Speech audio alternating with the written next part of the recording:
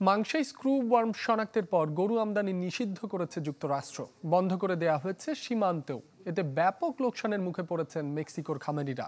বলছেন এই সিদ্ধান্তে তারা হতাশ। আশা এই নিষেধাজ্ঞা কাটাতে দ্রুত পদক্ষেপ নেবে সরকার।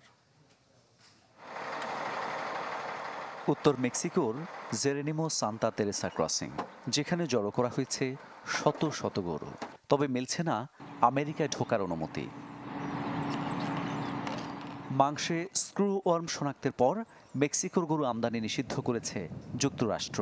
বন্ধ করে দেওয়া হয়েছে সীমান্ত, তাই ফিরে যেতে হচ্ছে খামারি ও ব্যবসায়ীদের। স্ক্রু ওয়ার্ম আমাদের খুব ঝামেলায় ফেলে দিয়েছে, তাই আমরা সমস্ত গবাদি পশু বাড়ি ফিরিয়ে নিয়ে যাচ্ছি। এটা চিয়াপাসে ধরা পড়লেও দূরের ইন্দে দুরঙ্গর মানুষকেও ভোগাচ্ছে। কিছু খামারি গরু নিয়ে এসেছেন 15 ঘন্টার বেশি সময় পাড়ি দিয়ে, এসে পড়েছেন বেকায়দায়। শিগগিরই সংকট সমাধানের আশায় সীমান্তের কাছাকাছি এলাকায় গোয়াল ভাড়াও নিচ্ছেন অনেকে। সবাই আশা করছি নিষেধাজ্ঞা যেন দীর্ঘস্থায়ী না হয়, তাহলে আমাদের ব্যাপক লোকসান গুনতে হবে। মেক্সিকো সরকার যেন এ নিয়ে দ্রুত পদক্ষেপ নেয়, তাই চাই আমরা।